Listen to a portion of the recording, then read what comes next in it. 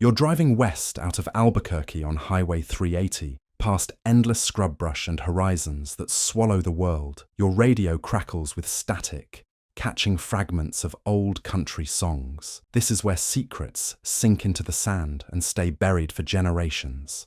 But tonight, we're digging one up. July 1947. The world is still reeling from war, and here in New Mexico, the nights belong to wind and coyotes, the kind of bone-deep silence that makes you aware of how small you are under that vast canopy of stars. And in that silence, something impossible happened. This is the story they've spent 77 years burying. Not the sanitized version, not the official explanation, but what really fell from the sky. When ranchers became witnesses to something that shouldn't exist. When the truth became so dangerous, it had to be smothered beneath layers of lies that continue today. Welcome to Arcade Recaps. Tonight, we're exposing one of the most significant cover-ups in human history, so profound that 8 decades later, it still dictates how our government handles anything that challenges reality. Before we dive in, drop a comment and let me know where you're listening from tonight. And fair warning, once you discover what really happened in Roswell, you'll never look at the night sky the same way. Now let me tell you about Mac Brazel and how one rancher's discovery changed everything. William Brazel, known to everyone as Mac, was a rancher who worked the land about 75 miles northwest of Roswell. He'd been managing the J.B. Foster Ranch for years, a spread that covered thousands of acres of high desert terrain.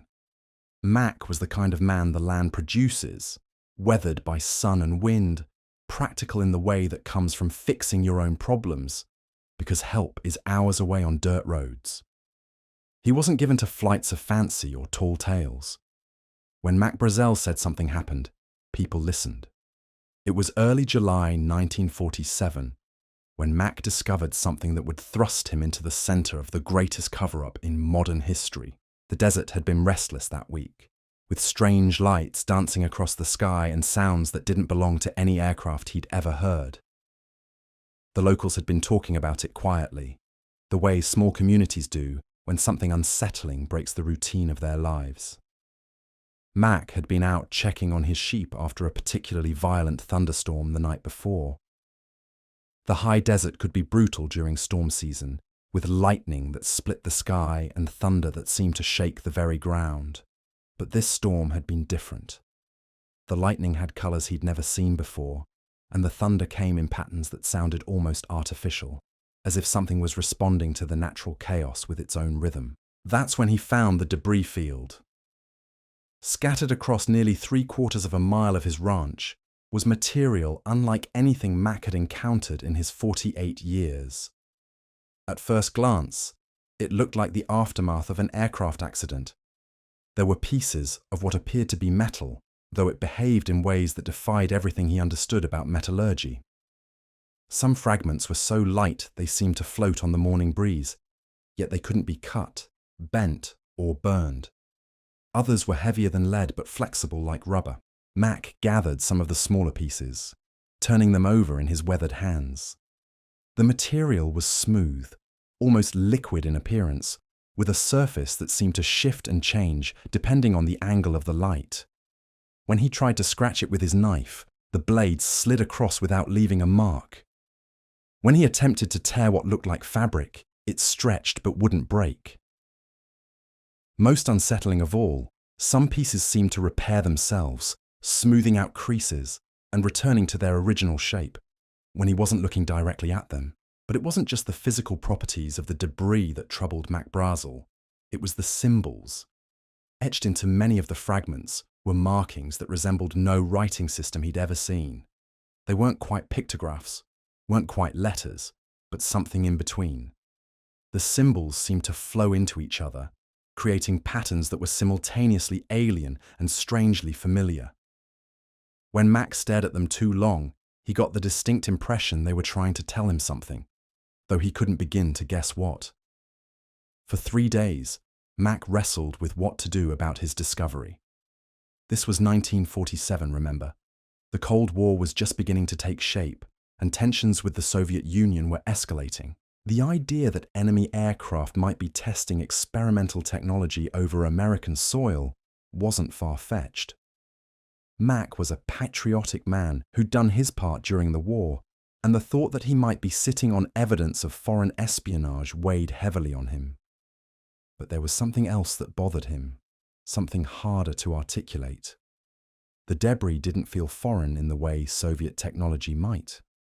It felt foreign in a way that suggested it hadn't come from anywhere on Earth at all.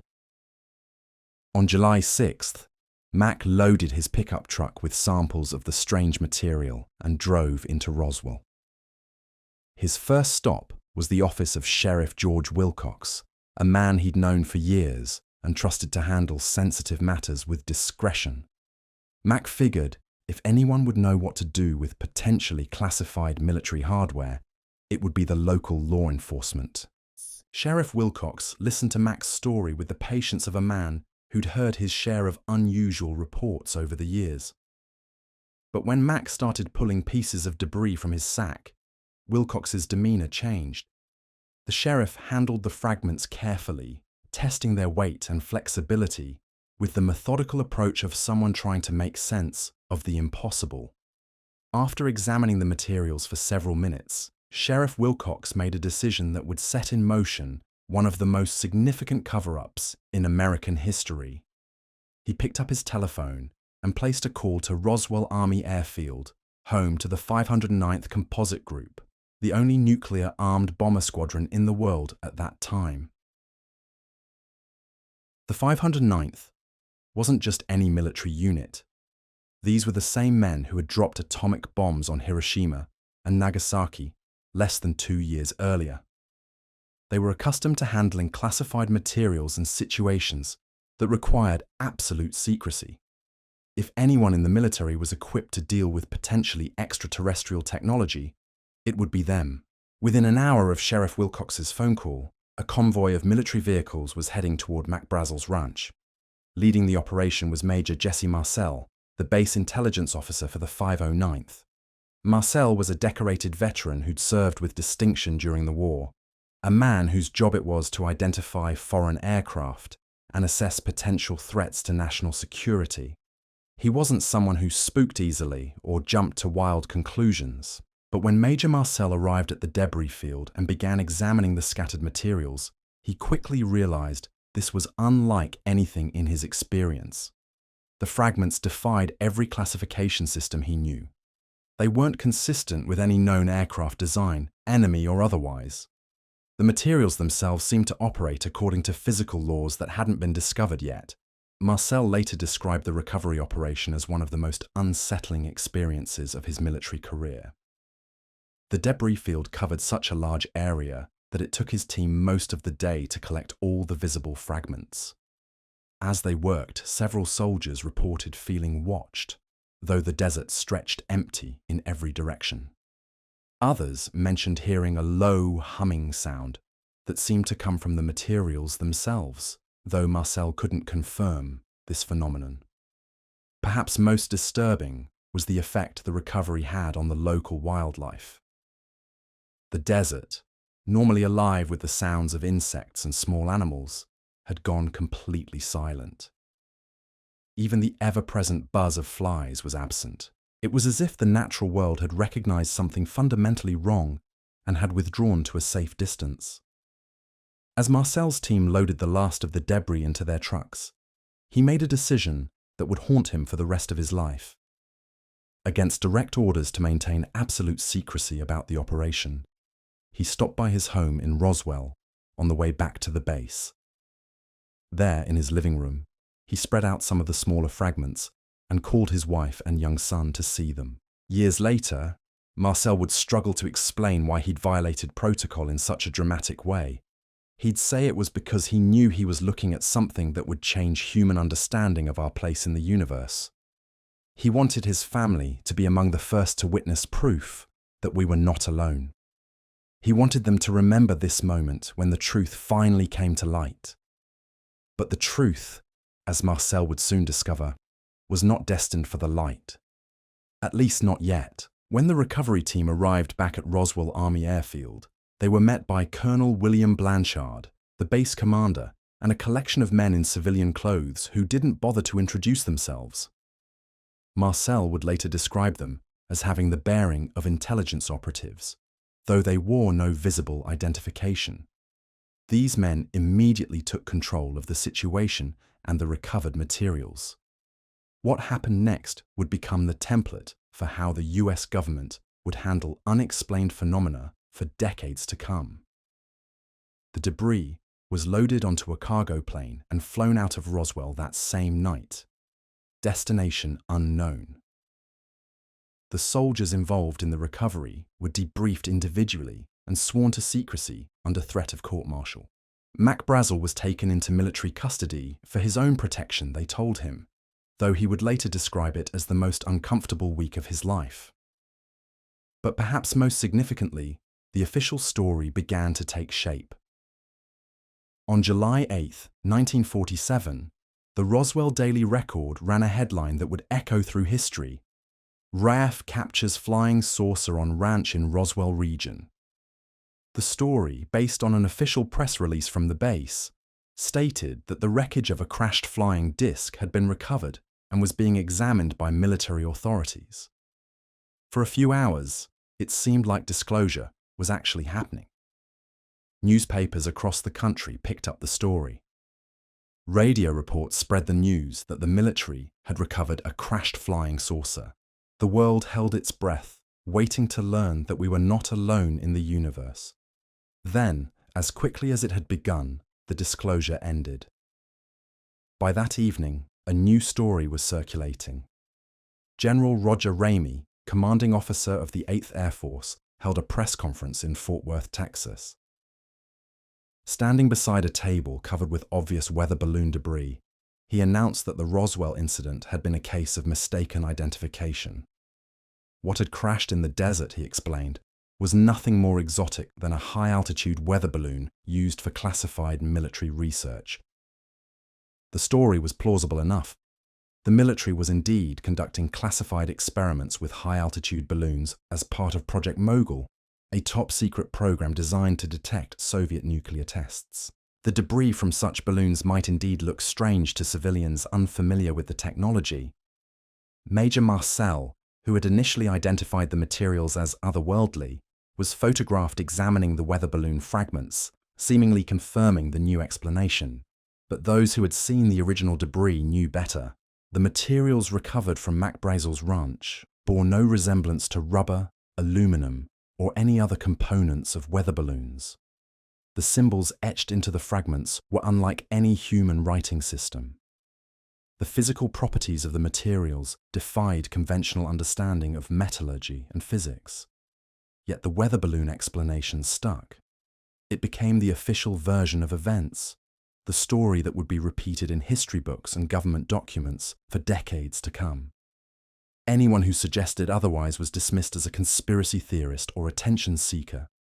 The witnesses were discredited, their testimony marginalized, their credibility systematically destroyed. Mac Brazel returned to his ranch a changed man. Neighbors reported that he seemed troubled, reluctant to discuss what had happened on his land. He'd been promised compensation for his cooperation, but the payment never came. Instead, he found himself the subject of unwanted attention from reporters and curiosity seekers who traveled to his remote ranch hoping to find additional debris or hear first-hand accounts of the incident. The experience broke something in Mac Brazel. This simple rancher, who had only wanted to do his patriotic duty by reporting what he believed might be enemy technology, found himself at the center of a web of lies and deception that stretched to the highest levels of government. He would live with the knowledge of what he'd really found in the desert, but he would never again speak publicly about the incident. Major Marcel, too, was forever changed by his encounter with the impossible. Though he remained in the military for several more years, rising to the rank of lieutenant colonel, he would never again be assigned to intelligence work involving unidentified phenomena.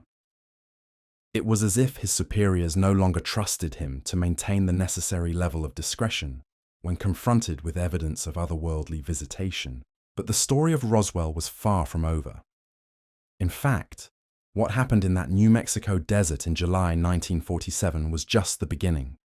The materials recovered from Mac Brazel's ranch would disappear into the black world of classified research, where teams of scientists, would spend decades trying to understand and reverse engineer technology that was centuries, perhaps millennia, ahead of human development. The witnesses would be scattered, relocated, or silenced. The official records would be classified, altered, or destroyed. The truth would be buried beneath layers of disinformation so complex that even those charged with maintaining the cover-up would eventually lose track of what was real and what was fabrication. And in the years that followed, a pattern would emerge. Other crashes, other recoveries, other witnesses who would find themselves caught between their desire to share the truth and the government's determination to keep it hidden. The Roswell incident would become the prototype for how extraterrestrial contact would be managed, controlled, and concealed from the public for the remainder of the 20th century and beyond. But tonight, we're going to peel back those layers of deception. We're going to follow the evidence wherever it leads, no matter how uncomfortable the truth might be.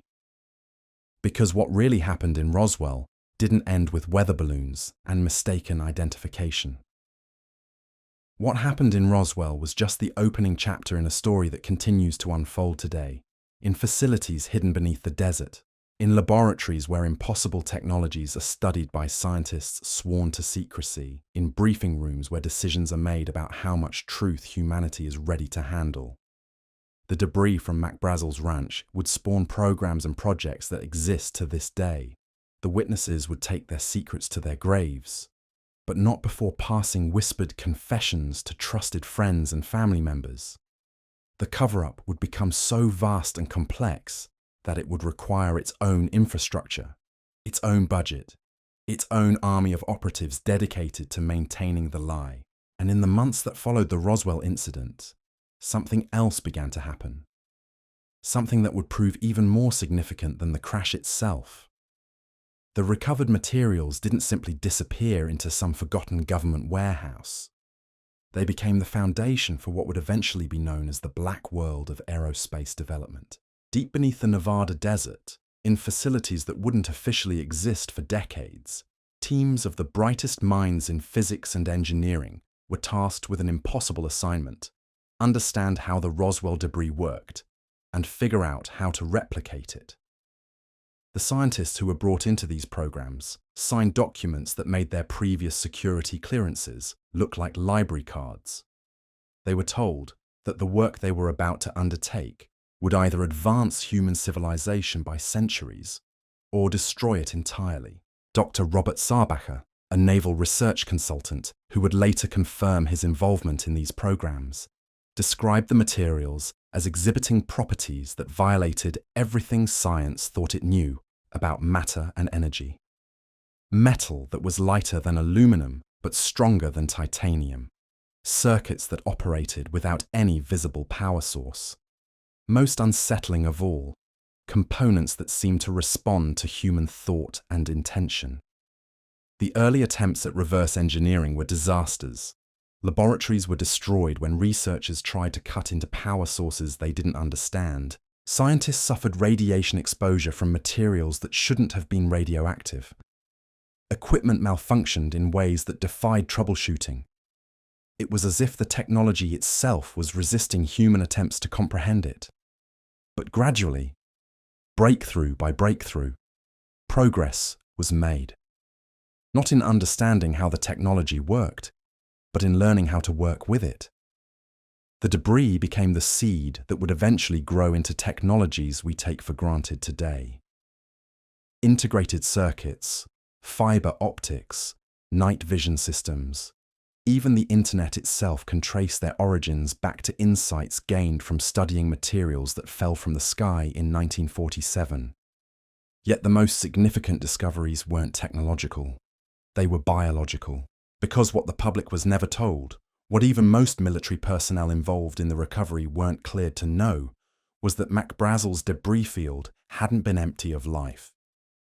Hidden among the twisted metal and impossible materials, recovery teams had found something that would change everything humanity thought it knew about its place in the universe. They found the crew. The bodies were small, no more than 4 feet tall, with elongated limbs and disproportionately large heads. Their skin was grey-green, with a texture that was neither quite flesh nor quite something else entirely. But it was their eyes that haunted the recovery team members who saw them. Large, black, and somehow still aware, even in death. Dr. Detlev Bronk, a neurophysiologist who would later serve on the National Research Council, was among the first scientists to examine the bodies. His initial report, classified at a level beyond top secret, described physiology that was clearly humanoid, but adapted for conditions that didn't exist on Earth. The bone structure was lighter, suggesting development in lower gravity. The enlarged cranium indicated a brain capacity significantly larger than human norm. Most disturbing of all, the nervous system showed signs of technological integration, as if the beings had somehow merged biology with machinery. The bodies were transported to Wright-Patterson Air Force Base in Ohio, where they were studied by a team of doctors and scientists who had no frame of reference for what they were examining. Autopsies revealed organs that served no identifiable function, cellular structures that didn't match any known form of life, and genetic material that suggested these beings were either very ancient or very advanced versions of something distantly related to humanity. But the real breakthrough came when researchers discovered that the bodies hadn't simply died in the crash. They had been preserved, kept in some form of suspended animation by technology embedded in their suits. When the preservation systems finally failed, days after the recovery, the beings didn't decompose in any recognizable way. Instead, they seemed to fade, their cellular structure breaking down into component elements that defied chemical analysis. One body, however, remained intact longer than the others. Whether due to a malfunction in its preservation system or some other factor, this being survived for several days in military custody. During that time, according to classified reports that wouldn't surface for decades, it communicated with its captors. Not through speech, but through direct mental contact that left the researchers fundamentally changed. The being conveyed images, concepts, and warnings that painted a picture of humanity's future that was both wondrous and terrifying. It spoke of other worlds, other civilizations, and a vast cosmic community that had been watching Earth's development with growing concern. The message was clear. Humanity was approaching a threshold. The same nuclear technology that had ended World War II was also the key to either transcending our planetary limitations or destroying ourselves entirely. The being's people, it explained, were not invaders, but observers, sent to monitor species that reached this critical juncture in their development. Most civilizations, it warned, didn't survive the transition. The implications were staggering. If the being was telling the truth, then humanity was being evaluated, tested to see if we possessed the wisdom to handle technologies that could reshape reality itself. The nuclear age wasn't just a new chapter in human history. It was an entrance exam for membership in a galactic community we never knew existed. But the being's revelations came with a price. The researchers who had direct contact with it began experiencing what they described as information downloads, sudden bursts of knowledge about technologies and concepts decades ahead of human understanding. Some embraced these insights, using them to advance classified research programs. Others were driven to madness by truths their minds weren't equipped to process. Dr. Vannevar Bush, who served as head of the Office of Scientific Research and Development during World War II, was tasked with managing the implications of these discoveries. In a series of classified memos that wouldn't be declassified until the 1990s, Bush outlined the dilemma facing the American government. On one hand, the technologies recovered from Roswell represented an unprecedented opportunity for advancement. The insights gained from studying the craft and its occupants could revolutionize everything from energy production to space travel. America could leapfrog decades of development and establish technological superiority that would last for generations. On the other hand, the existence of advanced extraterrestrial civilizations raised questions that human society wasn't prepared to confront. If beings from other worlds could travel freely through our solar system, then humanity's assumption of cosmic significance was fundamentally flawed. We weren't the center of creation. We were barely noticed inhabitants of an unremarkable planet in an ordinary solar system. The psychological impact of such a revelation, Bush argued, could destabilize human civilization. Religious institutions would face existential challenges to their core beliefs. Political systems based on national sovereignty would become meaningless in the face of planetary-scale contact with superior civilizations. Economic structures would collapse as technologies emerged that made scarcity obsolete. So, a decision was made at the highest levels of government. The truth about Roswell, about the beings recovered from the crash, about the implications for humanity's future, would be classified at levels so secret that most presidents wouldn't be briefed on the details. A new category of information would be created, buried so deeply in the bureaucracy that even those charged with protecting it would eventually lose track of its existence. What emerged from this decision was a shadow government within the government, a collection of military officers, intelligence operatives, and civilian scientists who would spend the rest of their lives managing humanity's greatest secret. They called themselves Majestic 12, though that designation would change many times over the decades as security protocols evolved and personnel rotated. Their mission was simple in concept, but impossible in execution. Study and understand extraterrestrial technology while maintaining absolute secrecy about its existence. They would need to advance human science and engineering without revealing the source of their insights. They would need to prepare humanity for eventual contact while ensuring that contact happened on terms favorable to human civilization.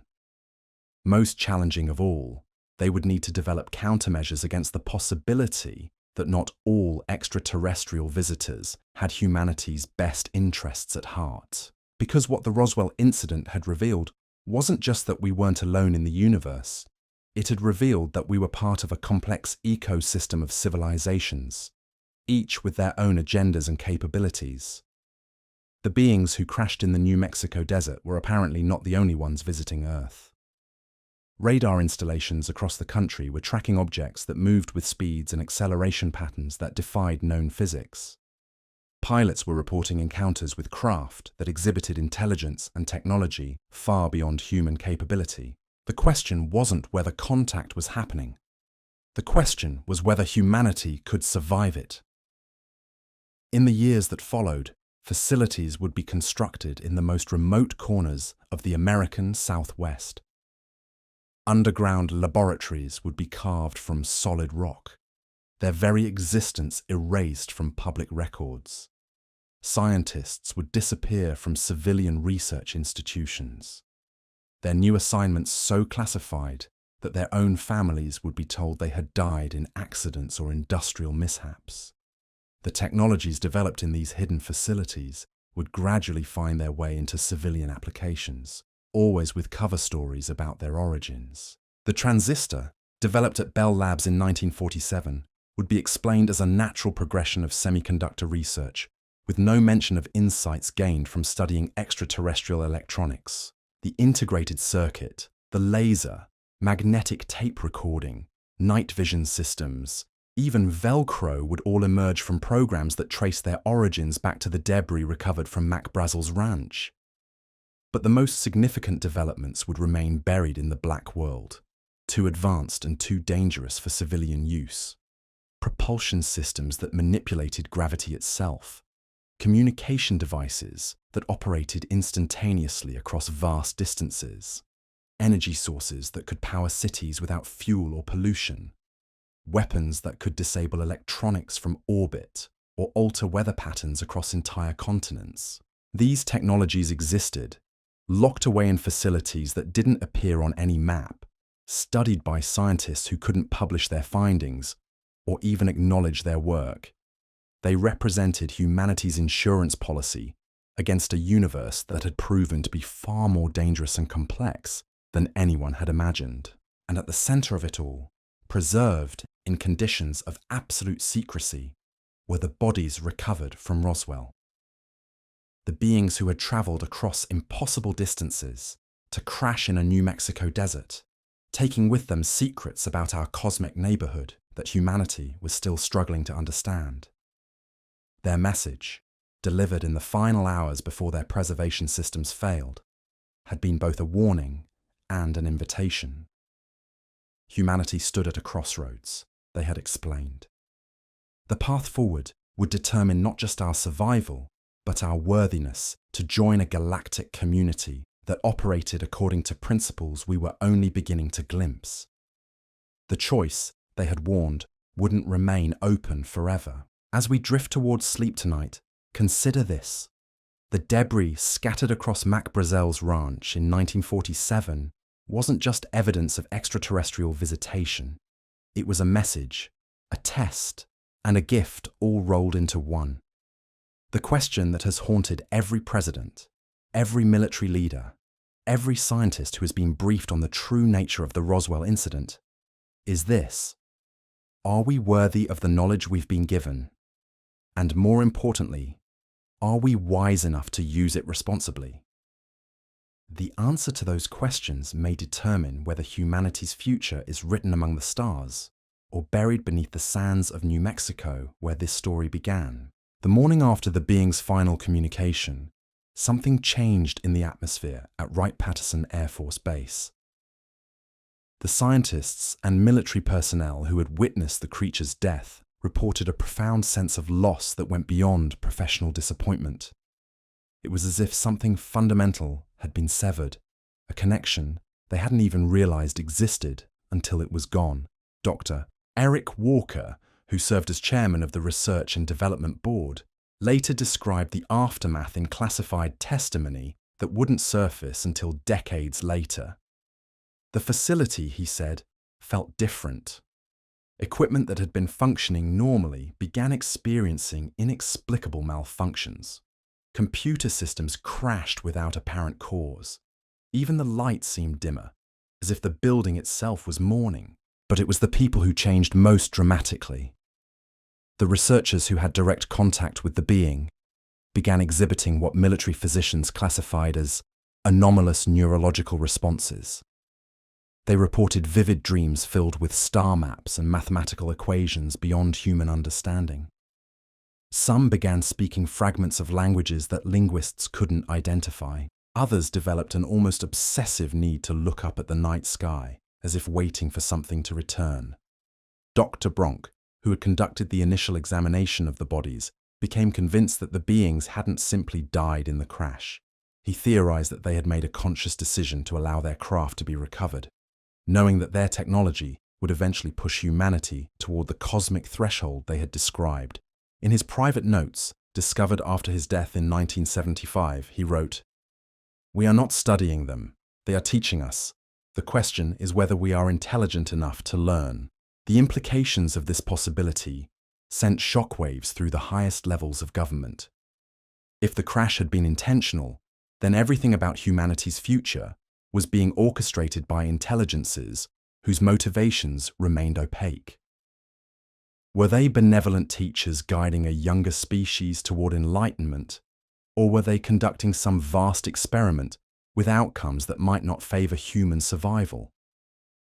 President Truman, when finally briefed on the full scope of the Roswell recovery, reportedly sat in stunned silence for several minutes before asking a single question: how many of them are out there? The answer, according to the briefing documents, was both reassuring and terrifying.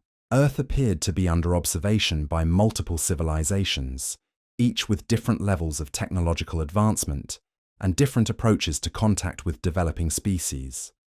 Some, like the beings recovered from Roswell, seemed committed to a policy of minimal interference, allowing human civilization to develop naturally while providing subtle guidance at critical junctures. Others were more interventionist, conducting what appeared to be biological sampling programs and technological surveys. A third category remained largely mysterious. Their presence detected only through electromagnetic signatures, that suggested capabilities far beyond even the most advanced visitors. The diversity of extraterrestrial interest in Earth suggested that humanity had reached a level of development that warranted serious attention from the galactic community. This was both an honor and a burden that previous generations couldn't have imagined.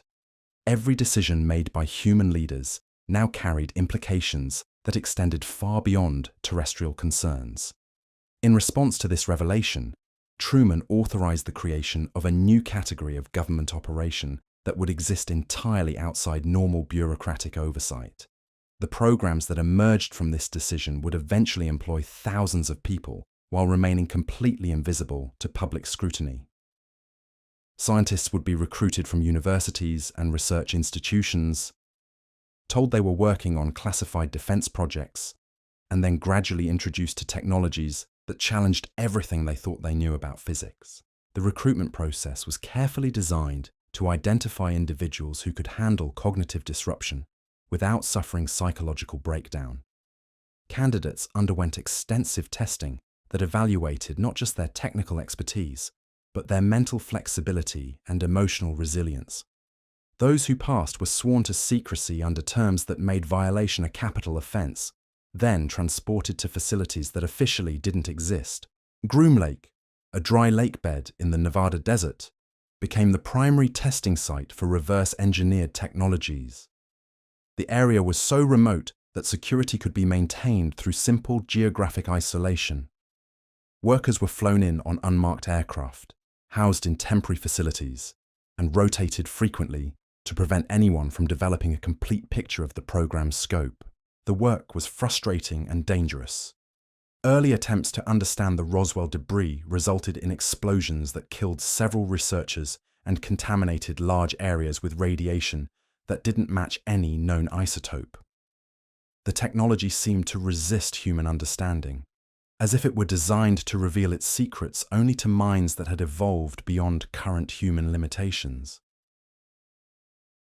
Dr. Robert Oppenheimer, despite his security issues following the development of the atomic bomb, was quietly consulted on the physics involved in the recovered propulsion systems. His assessment was sobering. The technology operated according to principles that human science wouldn't discover for decades, possibly centuries. Attempting to reverse engineer it with current understanding was like asking a medieval blacksmith to build a computer. But gradually, through painstaking observation and experimentation, progress was made, not in replicating the alien technology directly, but in understanding the theoretical frameworks that made such technology possible. The insights gained led to classified research programs that pushed the boundaries of human knowledge in directions that wouldn't become public for generations. The Manhattan Project, which had developed the atomic bomb in unprecedented secrecy, became the template for managing these new programs. But where the Manhattan Project had lasted only a few years, the post-Roswell research efforts would continue indefinitely. The security measures were even more stringent, the compartmentalization more complete, and the implications for human civilization far more profound. By 1950, facilities were operational in Nevada, Colorado, and New Mexico, where teams of scientists worked on problems that officially didn't exist. They studied materials that violated known laws of physics, analyzed propulsion systems that generated no apparent thrust, yet achieved impossible acceleration, and examined biological samples that suggested evolutionary pathways unlike anything in Earth's fossil record.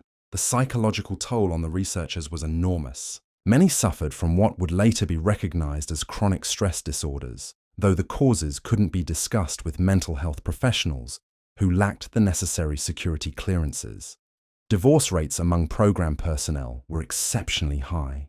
Suicide rates were statistically significant. Some researchers simply disappeared, their files sealed, and their families told they had died in industrial accidents. Yet the work continued, driven by a combination of scientific curiosity and national security concerns. The Soviet Union was conducting its own investigations into unexplained phenomena, and intelligence reports suggested they might be achieving breakthrough results. The possibility that America's Cold War adversary might gain access to extraterrestrial technology created pressure for rapid progress despite the risks involved. General Nathan Twining, who had been involved in the initial Roswell investigation, established a new military classification system specifically for extraterrestrial-related materials. Information was compartmentalized so thoroughly that no single individual, including the president, had access to the complete picture. This was deemed necessary not just for security, but for psychological protection. The full implications of humanity's cosmic situation were considered too destabilizing for any one person to bear. The classification system created its own problems. As decades passed, institutional memory began to fragment.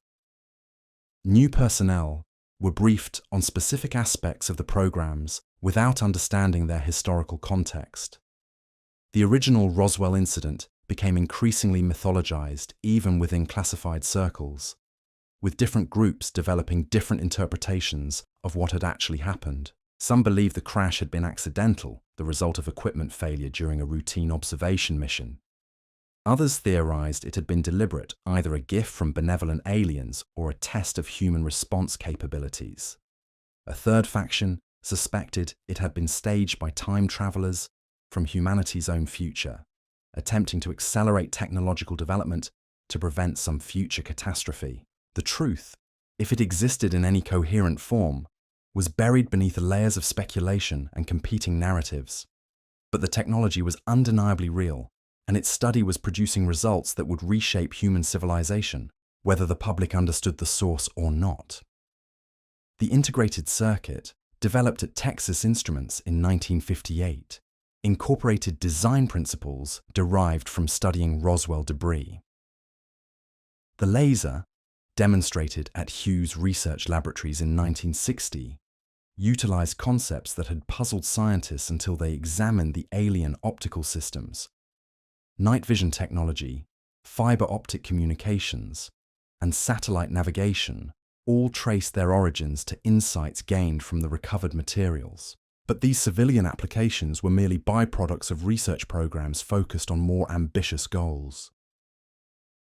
Deep beneath the Nevada desert, teams were working on propulsion systems that could manipulate gravity itself.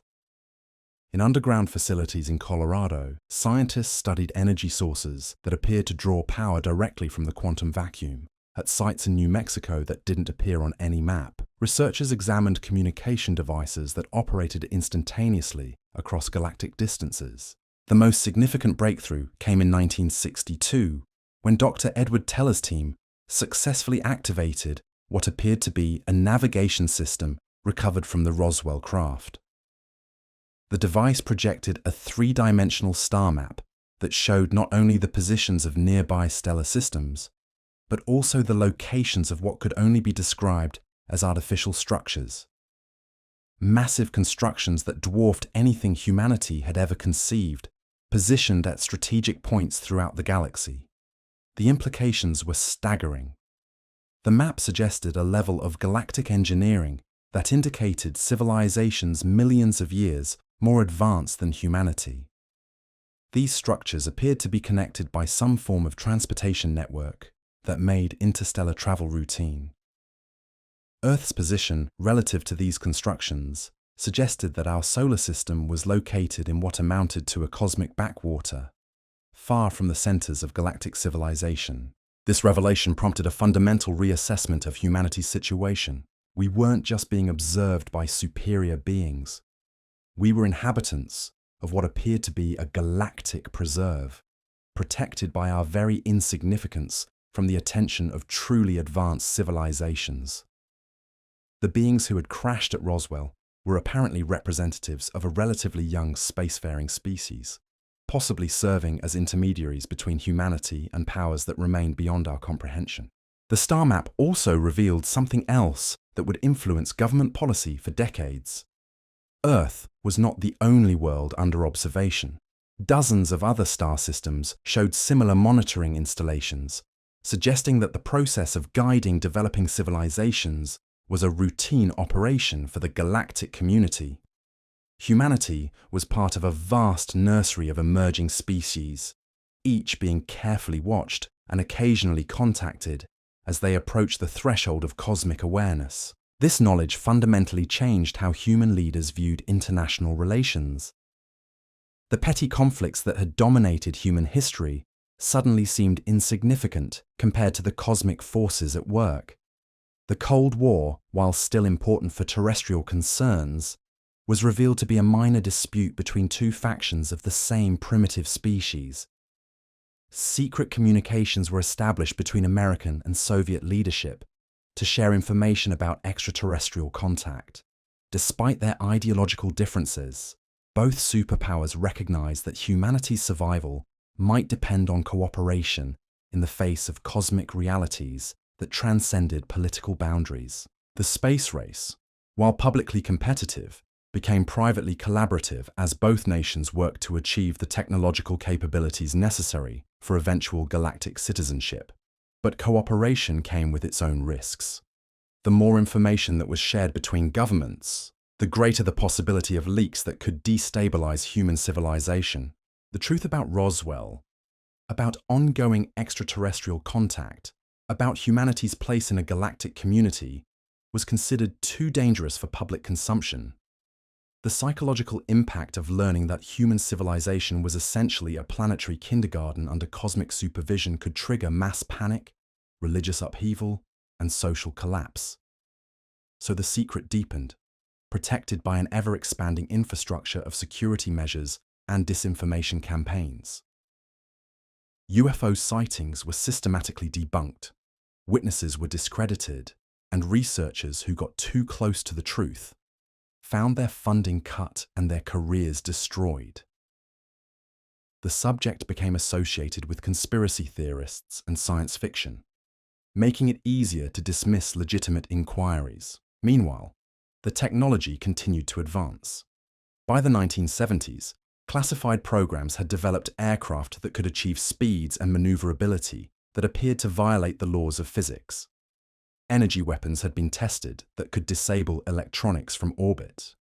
Communication systems had been deployed that allowed instantaneous contact with monitoring stations throughout the solar system. But perhaps the most significant development was the discovery that human consciousness could interface directly with the recovered technology. The alien devices appeared to be designed for operation by minds that had evolved beyond purely biological limitations. When human operators achieved certain meditative states, they could control systems that didn't respond to conventional mechanical interfaces. This discovery led to classified research into consciousness enhancement techniques that pushed human mental capabilities toward levels that might eventually allow meaningful communication with advanced extraterrestrial intelligences. The programs were dangerous and frequently fatal, but they produced individuals who could serve as intermediaries between human and alien technology. These enhanced humans became the core of a new category of government operative, one that existed in the deepest levels of classification. They could pilot aircraft that operated through mental interface, communicate through technological telepathy, and process information at rates that approached artificial intelligence capabilities. But the enhancements came at a cost that made their lives brief and often tormented. As the decades passed, the original witnesses to the Roswell incident aged and died, taking their first-hand knowledge to their graves. Mac Brazel never spoke publicly about what he had found in the desert, but neighbors reported that he would sometimes stand in his yard at night, staring up at the stars with an expression of profound sadness. Major Marcel eventually broke his silence in the 1970s, granting interviews in which he confirmed that the debris recovered from the ranch was not of terrestrial origin. But by then, the cover-up had become so institutionalized that Marcel's testimony was easily dismissed as the ramblings of an old man seeking attention. The truth had been buried so deeply beneath layers of disinformation that even those who had lived through the events found it difficult to separate fact from the mythology that had grown around them. The Roswell incident had become a cultural phenomenon, spawning books, movies, and television shows that bore little resemblance to what had actually happened. The real story, with its implications for human consciousness and cosmic citizenship, remained locked away in facilities where aging scientists continued their work on technologies that might someday transform human civilization. But transformation, as the original Roswell visitors had warned, would come with a price. The knowledge they had died to deliver carried responsibilities that humanity was still learning to understand. The question that haunted every researcher who had worked on the recovered technology was whether our species possessed the wisdom to use such power responsibly, or whether we would join the countless other civilizations that had destroyed themselves when they gained access to forces beyond their spiritual development. The answer to that question would determine not just humanity's future among the stars, but whether there would be a future at all. And somewhere in the desert night, where Mac Brazel had first discovered debris that would change everything, the wind still whispers secrets that most people will never be allowed to hear. The technology waits, patient and eternal, for the day when humanity might prove worthy of its gifts. That day may be coming sooner than anyone expects, carried on desert winds that remember when the impossible fell from the sky and everything changed forever. The weight of what had been discovered in that New Mexico desert began to reshape American foreign policy in ways the public would never understand. President Eisenhower, when briefed on the full scope of the extraterrestrial situation in 1953, reportedly emerged from the meeting looking as though he had aged years in a single afternoon. His aides noted that he seemed distracted for weeks afterward, often staring out the windows of the Oval Office, as if searching the sky for answers to questions he couldn't voice. The briefing had included not just information about the Roswell recovery, but updates on subsequent incidents that had remained even more deeply classified. Crashes in other locations, encounters between military personnel and beings that clearly weren't human, and most disturbing of all, evidence that the extraterrestrial presence was expanding rather than diminishing. By the mid-1950s, radar installations across the country were tracking unidentified objects on a nearly daily basis. The patterns suggested systematic surveillance of military installations, nuclear facilities, and major population centers. Whatever intelligences were behind these observations, they were conducting what could only be described as a comprehensive survey of human civilization and its capabilities. General Curtis LeMay, commander of Strategic Air Command, pushed for aggressive responses to these intrusions. His position was that any unauthorized aircraft in American airspace should be intercepted and, if necessary, destroyed regardless of their origin.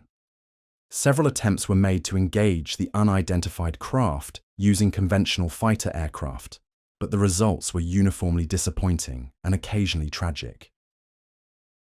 The objects demonstrated performance characteristics that made interception impossible with existing technology. They could accelerate from stationary positions to speeds exceeding Mach 3 in seconds, make right-angle turns without apparent regard for inertia, and disappear from radar screens without warning. Pilots who attempted close approaches reported equipment failures, disorientation, and in some cases, missing time events similar to what civilians described in abduction accounts. 3 F-94 Starfire interceptors were lost in 1953 during attempted engagements over Washington, D.C. The official explanations cited mechanical failures, but classified reports indicated that all 3 aircraft had been disabled by some form of electromagnetic pulse that left no trace of conventional weapons fire. The pilots were recovered alive but suffering from what military physicians described as severe neurological disruption that prevented coherent debriefing. These incidents led to a policy shift that would define military response to unidentified phenomena for decades. Rather than attempting to engage unknown craft, standing orders were issued to observe and document while maintaining safe distances. The extraterrestrial visitors, it seemed, were content to conduct their surveillance without interference, as long as human forces didn't attempt to interfere with their operations. But the most significant development came in 1954, when contact moved beyond passive observation to active communication. The location was Holloman Air Force Base in New Mexico, less than 200 miles from where Mac Brazel had made his fateful discovery 7 years earlier. What happened there would remain classified at levels so secret that most government officials with top-secret clearances would never learn the details. The initial approach came through established diplomatic channels, though the message itself was unlike anything in the history of international relations. A communication was received through encrypted military frequencies, transmitted in perfect English, but using mathematical proofs and scientific concepts that verified its extraterrestrial origin. The message was simple. Representatives of the civilization responsible for the Roswell incident wished to establish formal contact with human leadership. President Eisenhower, after consulting with his most trusted advisors, authorized a carefully controlled meeting. The location was chosen for its isolation and security, a remote section of Holloman's test range where experimental aircraft were routinely evaluated away from public observation.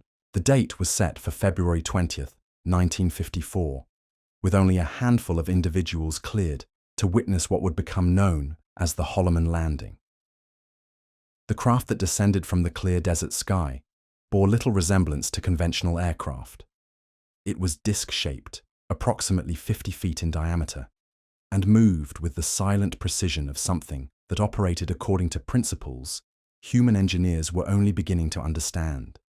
There were no visible engines, no exhaust signatures, no sound beyond a faint humming that seemed to resonate in the bones rather than the ears.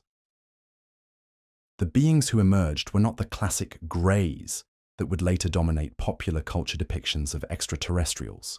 They stood nearly 6 feet tall, with pale skin and features that were recognizably humanoid, despite subtle differences in bone structure and proportions. Their clothing appeared to be made from a single piece of material that shifted color and texture according to environmental conditions. Most striking were their eyes, which held an intelligence that was unmistakably ancient despite their apparently youthful appearance. The communication that followed wasn't conducted through spoken language, but through a form of technological telepathy that allowed direct transfer of concepts and emotions. The human representatives, including President Eisenhower himself, found themselves understanding complex ideas about galactic politics and cosmic responsibilities without the normal barriers of language and cultural interpretation. The message delivered during this first formal contact was both reassuring and deeply troubling. The beings identified themselves as representatives of what they termed the Galactic Confederation, a loose alliance of civilizations that had achieved interstellar travel and maintained peaceful relations across vast distances. Earth, they explained, had been under observation for millennia, but recent developments in nuclear technology had elevated human civilization to a level that warranted direct intervention. The nuclear weapons developed during World War II, while primitive by galactic standards, represented a threshold that could either lead to cosmic citizenship or planetary destruction. The beings had seen countless civilizations reach this same crossroads, and the outcomes varied dramatically, depending on the wisdom and restraint demonstrated by the emerging species. Humanity, they suggested, was approaching this critical juncture more rapidly than most civilizations. The technological progress achieved in the decades following World War II had been unprecedented in galactic experience. This acceleration was partly natural evolution, but it had been subtly influenced by the study of materials recovered from incidents like Roswell. The crash, they revealed, had indeed been intentional, designed to provide humanity with technological insights at precisely the moment they would be most beneficial. But with advanced technology came advanced responsibilities. The beings warned that other civilizations throughout the galaxy were watching humanity's development with varying degrees of interest and concern. Some viewed emerging species as potential allies and trading partners. Others saw them as threats to be monitored and, if necessary, contained. A third category regarded young civilizations as resources to be exploited or experiments to be manipulated. The choice of which category humanity would fall into depended largely on decisions made during the next few decades. The development of nuclear weapons had been noted by civilizations throughout the local galactic region. How humanity chose to use this power would determine whether we were welcomed into the cosmic community or isolated until we either achieved wisdom or destroyed ourselves. The beings offered a form of limited partnership, providing technological guidance and cosmic perspective in exchange for guarantees that nuclear weapons would never be used against extraterrestrial visitors or in ways that might destabilize Earth's biosphere. They also requested permission to continue their observation programs, which they described as necessary for monitoring humanity's progress toward galactic readiness. President Eisenhower, after lengthy deliberation with his advisors, agreed to these terms with several conditions. The extraterrestrial observation would be conducted with minimal interference in human affairs. Any technological assistance would be provided through existing human research programs to avoid disrupting social and economic structures. Most importantly, the existence of formal contact would remain classified until humanity demonstrated readiness for such revelations. This agreement, which became known as the Greada Treaty after the nearby town, established the framework for extraterrestrial relations that would govern contact for decades to come. It created a shadow diplomacy that operated parallel to conventional international relations, with implications that extended far beyond terrestrial concerns. The immediate effects of the treaty were subtle but significant. Technological development accelerated in specific areas that aligned with extraterrestrial guidance. The space program received priority funding and achieved breakthroughs that seemed to come from nowhere. Computer technology advanced at rates that surprised even its developers. Materials science produced innovations that revolutionized everything from aircraft construction to consumer electronics. But the most profound changes occurred in the realm of consciousness research. The extraterrestrial visitors had made it clear that technological advancement, without corresponding spiritual development, was a recipe for civilizational suicide. Programs were established to study human potential, exploring capabilities that mainstream science considered impossible, but which appeared necessary for eventual cosmic citizenship. Dr. J.B. Rhine's parapsychology research at Duke University received covert funding from agencies that officially didn't exist. Remote viewing programs were developed that allowed human consciousness to gather intelligence across vast distances. Meditation techniques were studied that could enhance mental capabilities to levels approaching those of the extraterrestrial visitors. These consciousness enhancement programs produced individuals who could serve as intermediaries between human and alien intelligence. They developed abilities that allowed them to communicate directly with extraterrestrial monitoring systems, providing a channel for ongoing diplomatic contact that didn't require formal meetings or physical presence. But the programs also produced casualties. The human brain, it seemed, wasn't designed to process the kinds of information that cosmic citizenship required. Researchers suffered breakdowns, psychotic episodes, and in some cases, complete personality dissolution. The price of expanded consciousness was often the destruction of the individual personality that sought expansion. As the 1950s progressed, it became clear that humanity was changing in ways that went beyond technological advancement. The generation born after World War II demonstrated cognitive capabilities that were statistically significant compared to their predecessors. IQ scores increased across all demographic categories. Creative problem-solving abilities showed marked improvement. Most intriguingly, tests of psychic phenomena produced positive results at rates that couldn't be explained by chance or fraud. These changes weren't random. They correlated with geographic proximity to sites where extraterrestrial contact had occurred.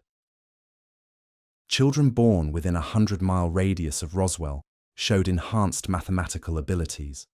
Those born near Holloman demonstrated improved pattern recognition and spatial reasoning.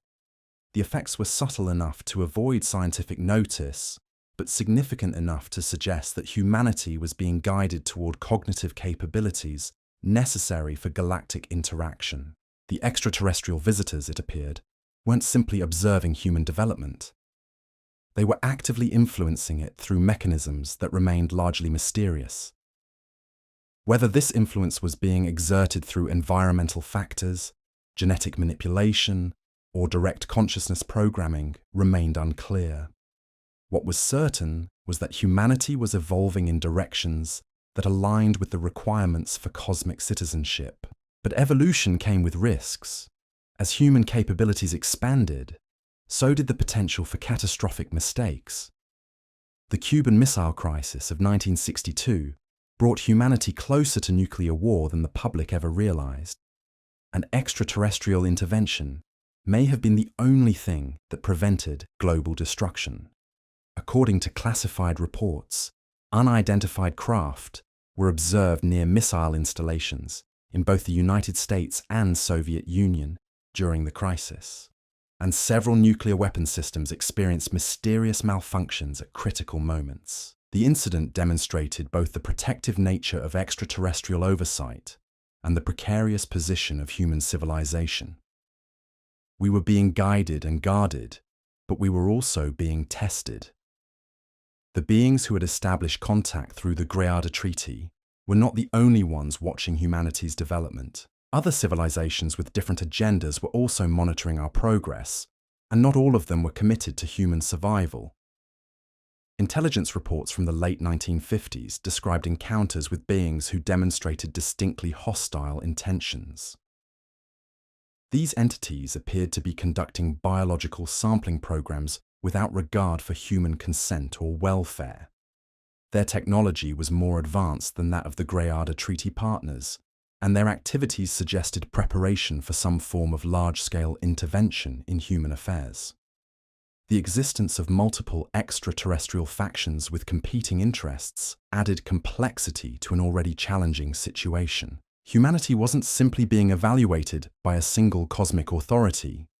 We were caught in the middle of galactic politics that involved civilizations with millions of years of history and technological capabilities that approached the godlike.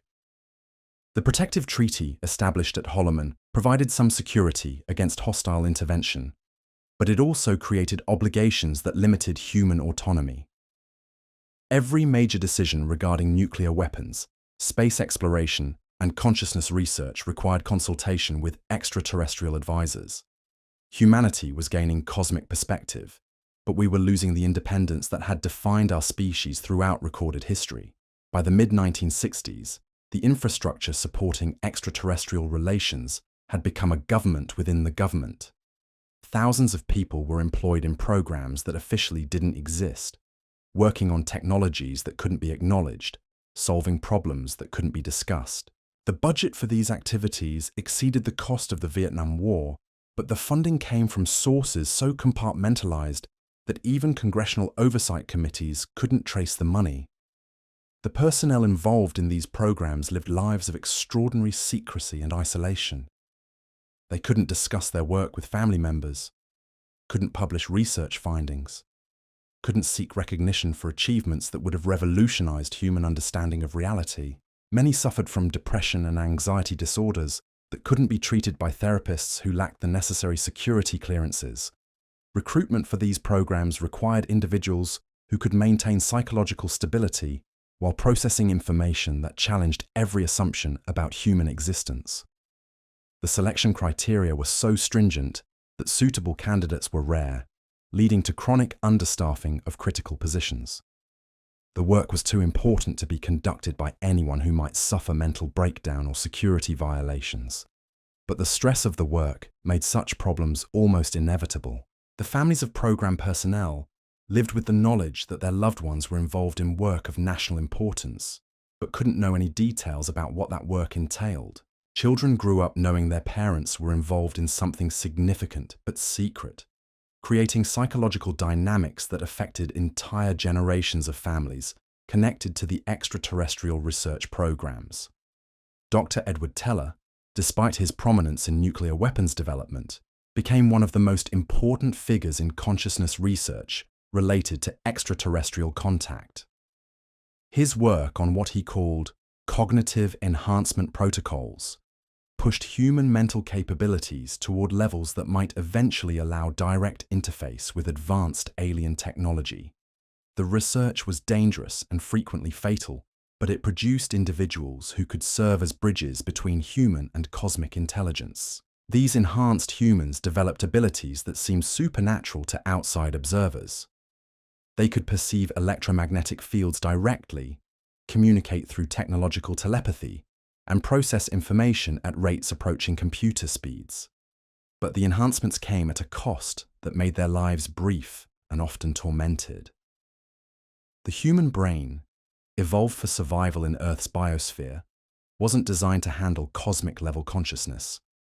The enhanced individuals became the core of a new category of government operative existing in the deepest levels of classification.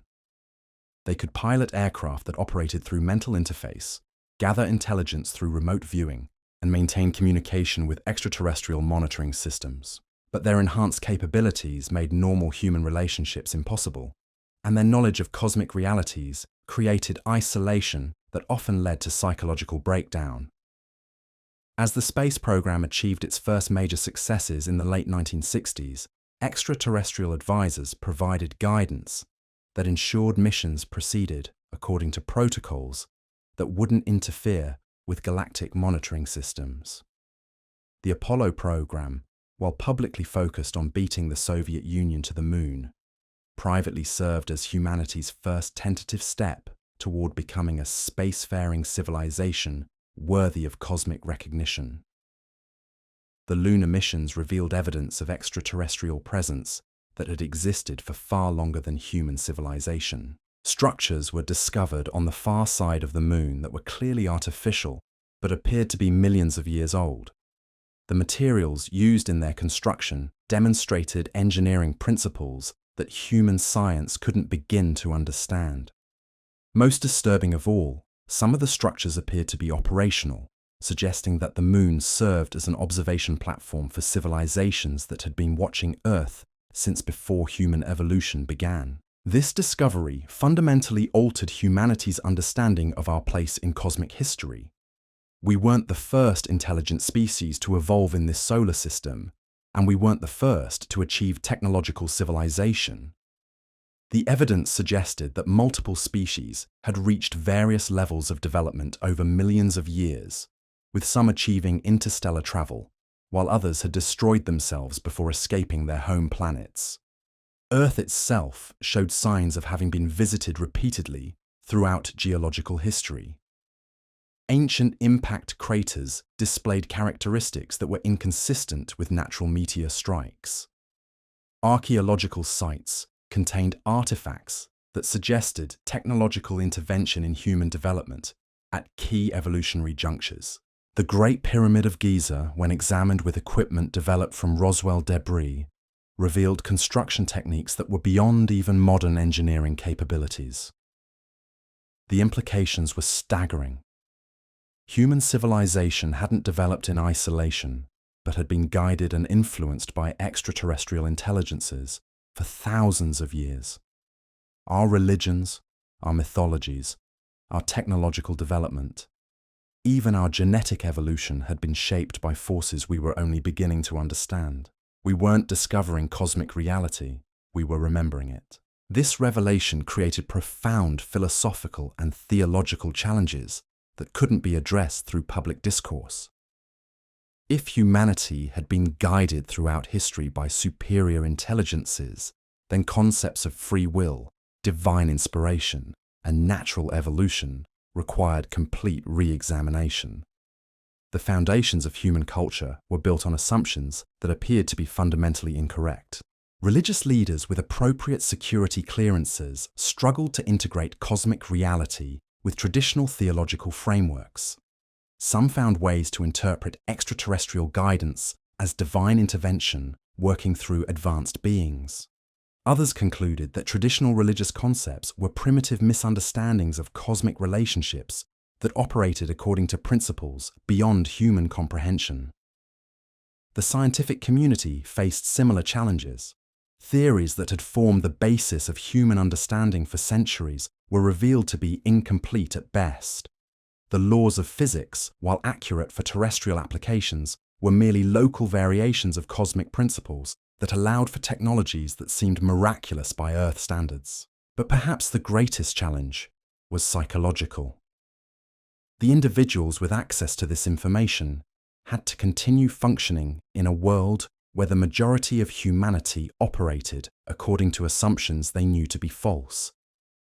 They had to maintain relationships with people who believed in a reality that bore little resemblance to actual cosmic conditions.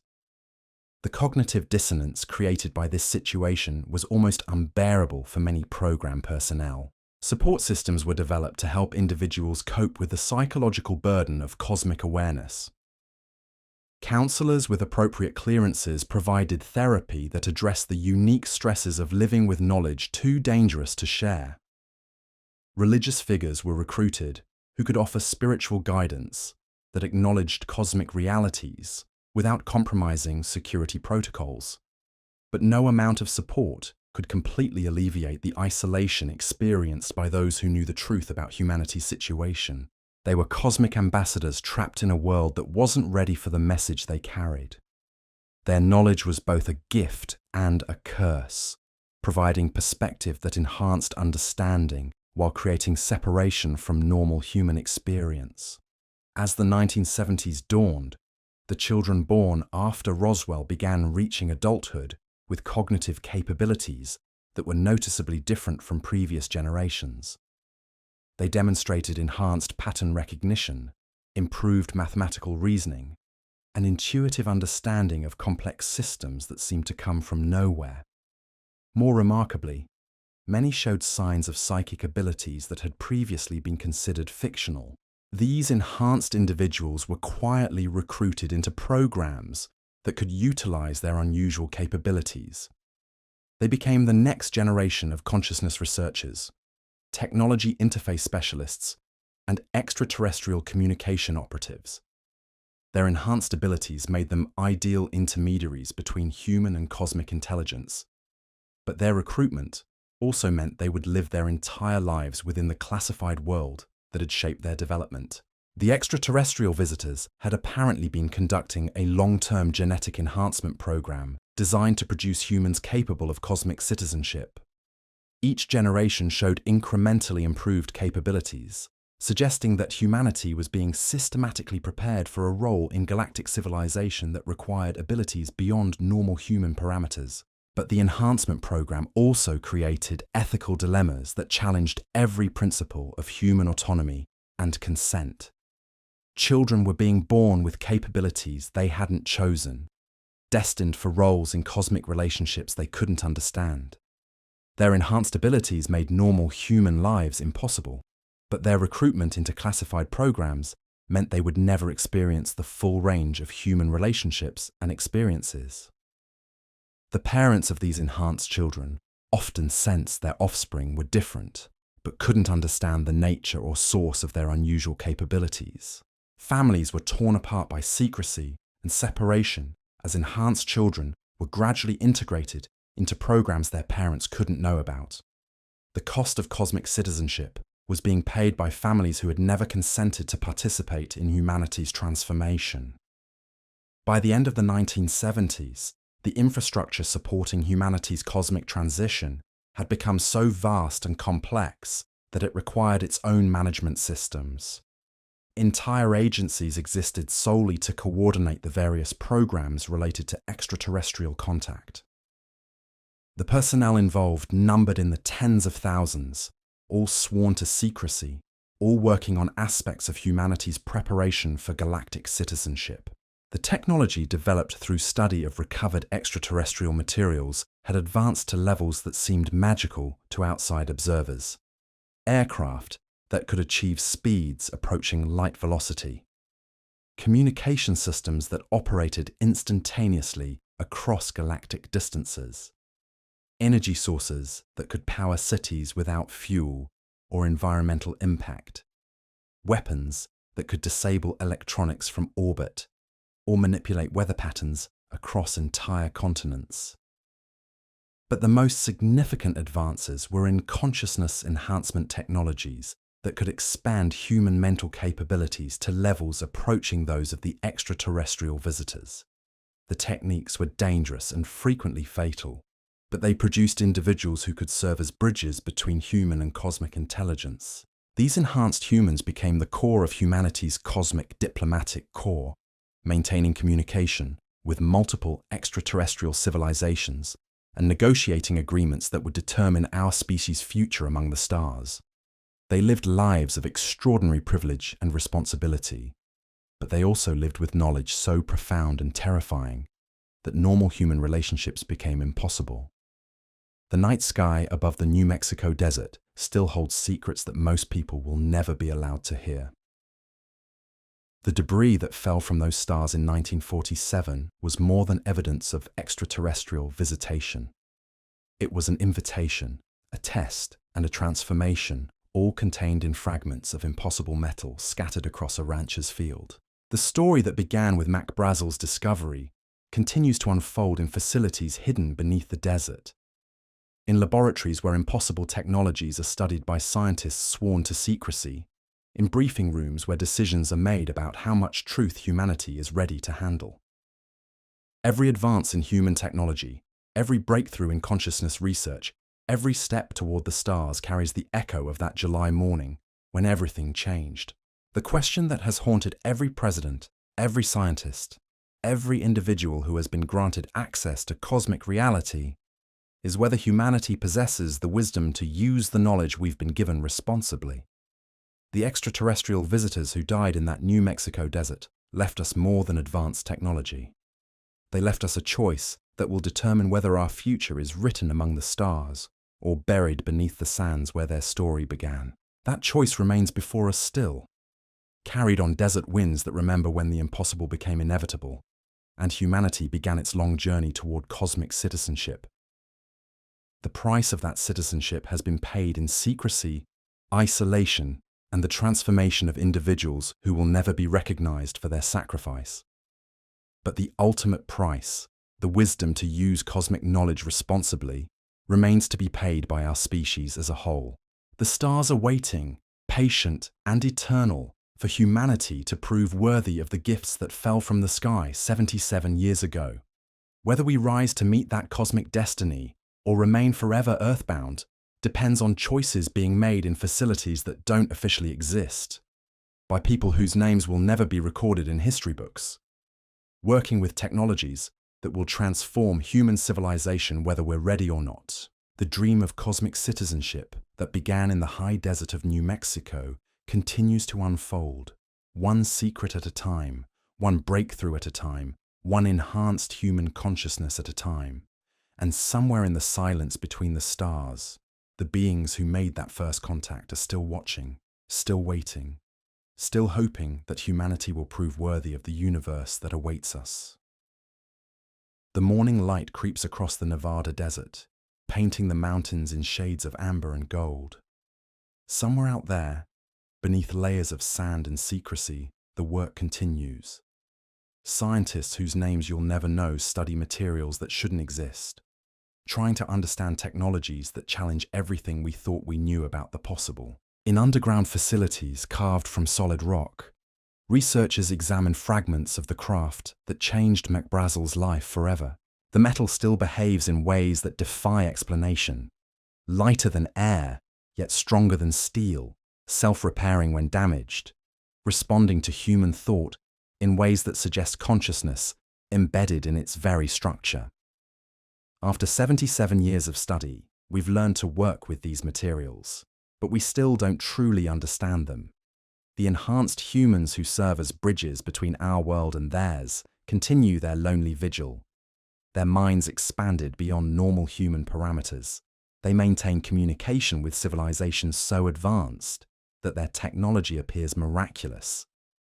These individuals live with knowledge that isolates them from ordinary human experience, carrying secrets that could transform our species if we possess the wisdom to use them responsibly. But wisdom, it seems, develops more slowly than technology. The same nuclear capabilities that first drew extraterrestrial attention to Earth continue to threaten our survival. The same aggressive tendencies that allowed humanity to dominate this planet may prevent us from joining the galactic community that awaits beyond our atmosphere. The visitors who crashed in the New Mexico desert weren't conquerors or invaders. They were teachers, observers, perhaps even gardeners, tending to a species they hoped might someday join them among the stars. Their message, delivered at the cost of their lives, was both simple and profound. Grow up. Develop the spiritual maturity to match your technological capabilities. Learn to see beyond the boundaries of your small world to the vast community of intelligence that surrounds you. That message echoes still in the desert wind, in the hum of impossible machinery hidden beneath the sand, in the dreams of children born with capabilities their grandparents couldn't imagine. Humanity stands at the threshold of cosmic citizenship, but crossing that threshold requires more than advanced technology. It requires wisdom, compassion, and the courage to acknowledge that we are not alone in this universe. The debris field where Mac Brazel made his discovery has long since been cleaned and secured. The official records remain classified. The witnesses have taken their secrets to their graves, but the truth persists, preserved in facilities that don't appear on any map, studied by people who will never receive credit for their work, protected by security measures so complete that even those involved sometimes forget what they're really protecting. The technology derived from that July morning has transformed human civilization in ways most people will never recognize. The computer you're using, the satellite signals that carry your communications, the materials in the aircraft that cross our skies, all carry traces of insights gained from studying impossible fragments scattered across a rancher's field 77 years ago. But the most profound transformation isn't technological, it's consciousness itself. Each generation born since Roswell demonstrates incrementally enhanced capabilities, as if our species is being gradually prepared for a role we're only beginning to understand. The children growing up today may be the first generation capable of meaningful communication with the intelligences that have watched our development with patient hope. The price of this transformation has been measured in secrets and silence, in the isolation of those who carry knowledge too dangerous to share, in families separated by clearances that divide human experience into those who know and those who can never be told. It's a price paid by individuals who will never be recognized for their sacrifice, who live their entire lives in service to humanity's cosmic future. Yet the investment continues, funded by budgets hidden within budgets, staffed by people whose official biographies bear no resemblance to their actual work, advancing toward goals that can't be discussed in any forum where normal humans might hear them. The infrastructure supporting humanity's preparation for galactic citizenship has become so vast that it operates like a shadow civilization, complete with its own economy, culture, and purpose. The beings who visit our world today come from civilizations millions of years older than human society. They've seen species like ours reach this same crossroads countless times throughout galactic history. Some achieve the wisdom necessary for cosmic citizenship. Others destroy themselves with technologies they're not mature enough to handle responsibly. Which path humanity will follow remains unclear. We possess capabilities that previous generations would have considered godlike. Yet we continue to struggle with the same tribal conflicts and resource competitions that have defined our species since we first learned to make fire. We can split atoms and sequence genomes, but we still can't agree on how to share a single planet peacefully. The extraterrestrial observers who monitor our development from stations throughout the solar system are patient, but their patience isn't infinite. The window for demonstrating cosmic readiness won't remain open forever. Other civilizations with different agendas are also watching humanity's progress, and not all of them are committed to our survival and advancement. Some view emerging species like humanity as threats to be contained or resources to be exploited. Others see us as subjects for experimentation or manipulation. The protective agreements established through decades of secret diplomacy provide some security, but they also create obligations that limit human autonomy in ways most people would find disturbing if they knew. The choice facing humanity isn't whether to join the galactic community. We're already being integrated whether we realize it or not. The choice is whether that integration happens on terms favorable to human dignity and survival, or whether we become junior partners in cosmic relationships we're too primitive to understand. The enhanced individuals who serve as humanity's cosmic ambassadors work tirelessly to ensure our species earns a place at the galactic table as equals rather than subjects. But their work is hampered by the very secrecy that protects it. How can humanity make informed decisions about our cosmic future when the information necessary for those decisions is classified beyond the reach of democratic processes? This paradox, the need for secrecy that prevents the public participation necessary for legitimate governance, may be the greatest challenge facing our species as we approach cosmic citizenship.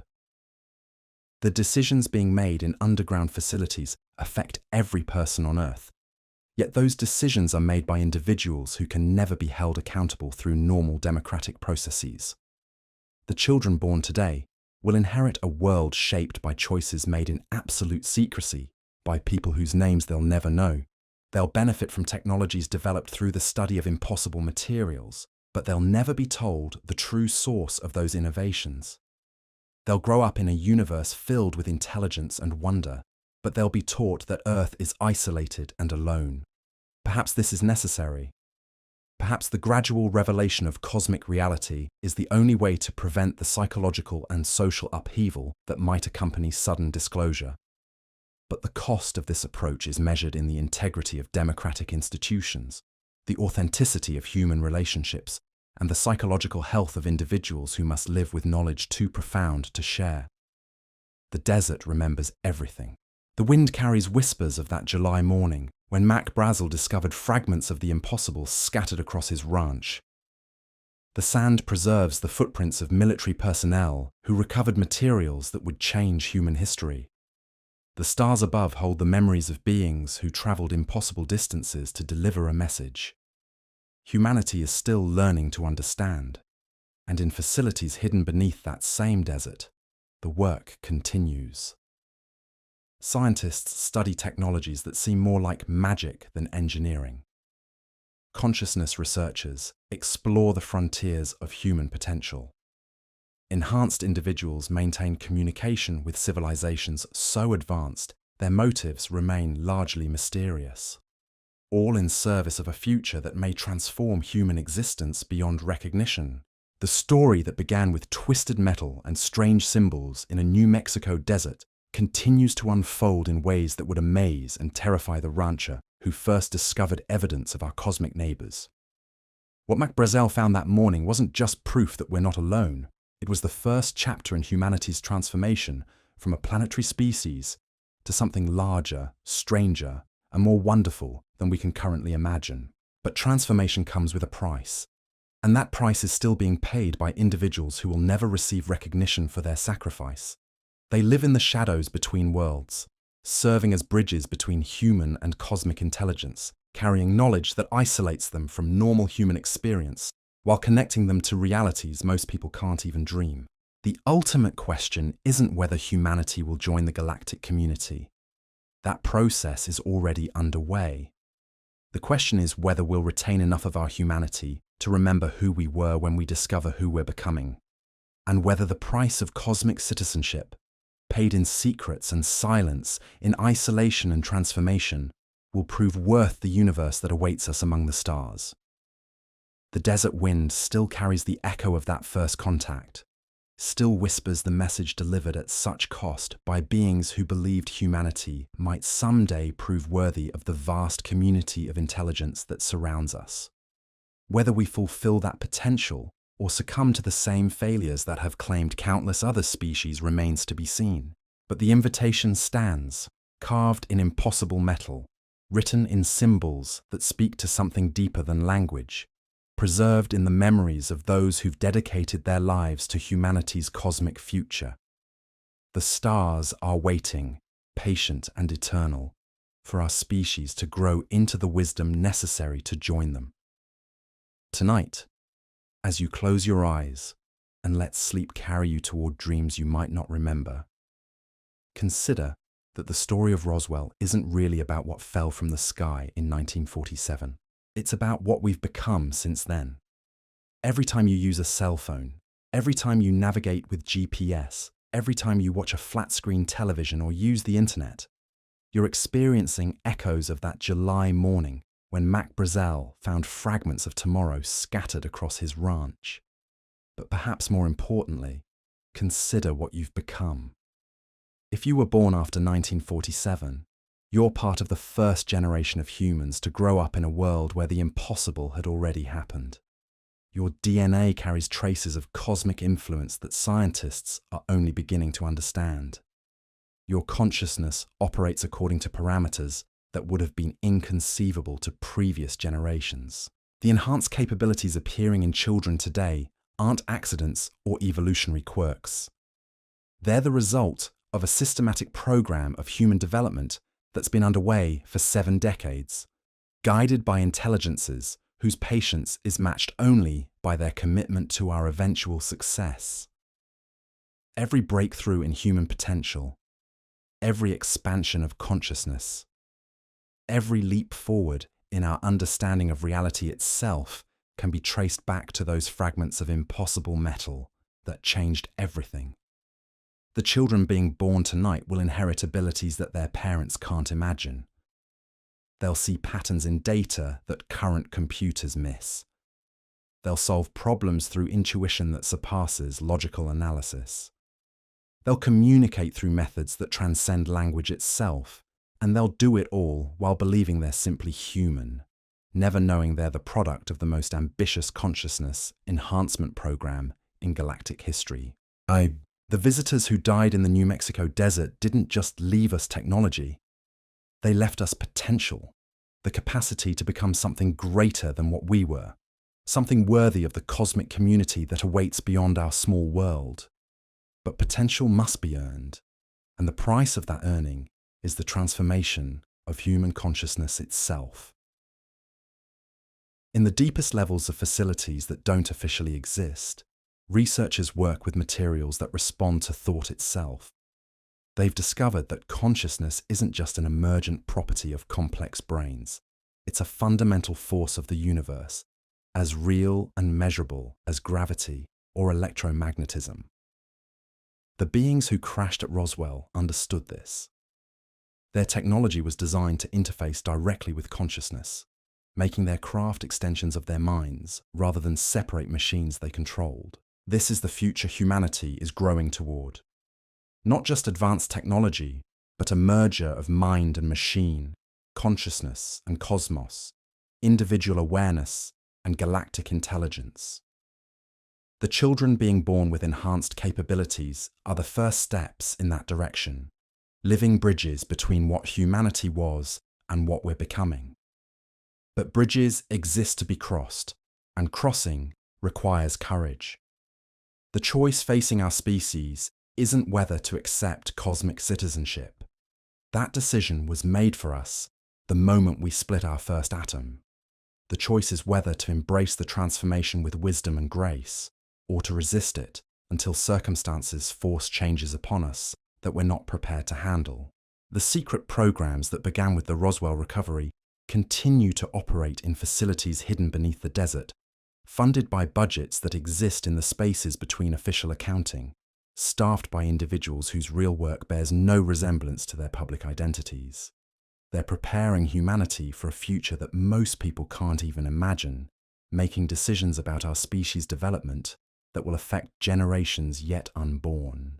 These programs operate in absolute secrecy, not because they're evil, but because the truth they protect is so transformative that premature revelation could shatter the social structures that hold human civilization together.